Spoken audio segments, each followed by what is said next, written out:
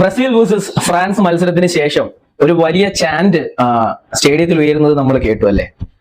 ഒലേ ഒലേ Neymar എന്ന് പറഞ്ഞിട്ടുള്ള സാധനം. അപ്പം നെയ്മർക്ക് വേണ്ടി അവിടെ ചാൻഡിങ് തുടങ്ങിയിരിക്കുന്നു, നെയ്മർക്ക് വേണ്ടി പ്രതിഷേധങ്ങൾ തുടങ്ങിയിരിക്കുന്നു, നെയ്മർ തിരിച്ച് ടീമിലേക്ക് വരണം. അപ്പം എല്ലാവരും വിചാരിക്കുന്നത് ആൻചലോട്ടി നെയ്മറെ കൊണ്ടുവരില്ല, വേൾഡ് കപ്പ് സ്ക്വാഡിൽ ഉൾപ്പെടുത്തില്ല, ആൻചലോട്ടിയുടെ പ്ലാനുകളിൽ നെയ്മർ ഇല്ല എന്നെല്ലാവരും വിശ്വസിച്ചു തുടങ്ങിയിരിക്കുന്നു എന്നുള്ളതാണ്. അപ്പം എനിക്ക് പറയാനുള്ളത് ചുമ്മാ ഇരുടെ എല്ലാവരുടെ വെറുതെ അങ്ങേരെ ചുമ്മാ ഇളക്കാതിരി. അങ്ങേരെന്ന് പറഞ്ഞുണ്ടല്ലോ, നിങ്ങൾക്ക് വേറൊരു മുഖം കൂടിയുണ്ട്, ഈ ഈഗോ കിങ് എന്നൊക്കെ വേണമെങ്കിൽ പറയാം.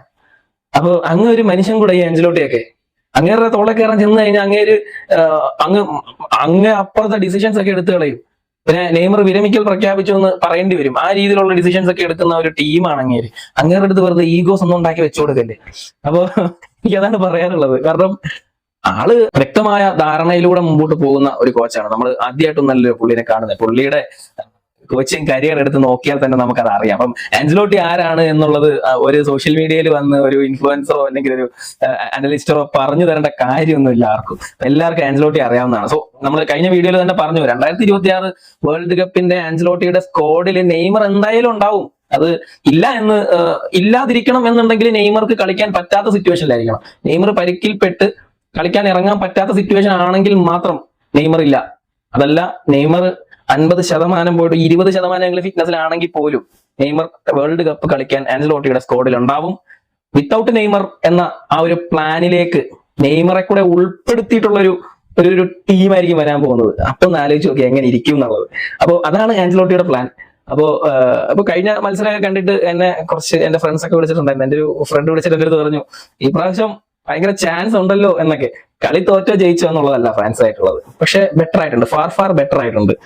ഇപ്പോ നെയ്മർ കൂടി അതിനകത്തേക്ക് വരുമ്പോ പരിപാടി അങ്ങ് വേറെ ലെവലാവും. പിന്നെ അതേപോലെ എന്റെ ഏറ്റവും വലിയൊരു അഭിപ്രായം എന്ന് പറയുന്നത്, തിയാഗോ സിൽവനെ തിരിച്ച് സ്ക്വാഡിലേക്ക് കൊണ്ടുവന്നാൽ കൊള്ളാമെന്നുണ്ട്. കാരണം നമുക്ക് അങ്ങനെ ആളിപ്പോ അത്യാവശ്യമാണ്. കാരണം കൂടുതലും ഇന്ന് ബ്രസീൽ ടീമിൽ കളിച്ചുകൊണ്ടിരിക്കുന്നത് ചെറിയ പിള്ളേരാണ്.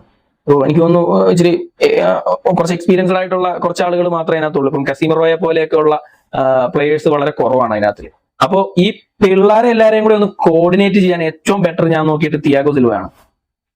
അപ്പൊ തിയാഗോ സിൽവ ഉണ്ട് എന്നുണ്ടെങ്കിൽ അത് ബ്രസീലിന് എനിക്ക് തോന്നുന്നു 200% ഗുണം ചെയ്യും എന്ന് തോന്നുന്നുണ്ട്. അപ്പം ഒരു പക്ഷേ ആൻചലോട്ടി തിയാഗോ സിൽവനെ പരിഗണിക്കാൻ സാധ്യത വളരെ കൂടുതലാണ്.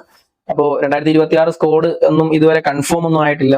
അപ്പോ തിയാഗോ സിൽവ കൂടി വന്നാൽ അടിപൊളിയായിരിക്കും. നെയ്മർ അതിന്റെ കൂടെ നെയ്മറും കൂടി അപ്പോ ഏറെക്കുറെ തീരുമാനമാകും. സോ ഞാൻ പറയുന്നു, എനിക്ക് ഭയങ്കര പ്രതീക്ഷയുണ്ട് 2026 വേൾഡ് കപ്പ്. കാരണം ആ ഒരു പാത്തിലേക്കാണ് ഇപ്പോ ബ്രസീലിന്റെ ടീം ഉള്ളത് എന്നുള്ളതാണ് ഒരു സത്യം. അപ്പൊ വേറെ വലിയ ചാൻഡിങ്ങോ അല്ലെങ്കിൽ പുള്ളീനെ പ്രകോപിപ്പിക്കാനോ ഒന്നും പോകണ്ട. എന്തായാലും നെയ്മർ ഉണ്ടാകും. വെറുതെ നാശം ഉണ്ടാക്കല്ലേ എല്ലാവരും കൂടെ. അപ്പൊ ശരി, ഓക്കെ, താങ്ക് യു.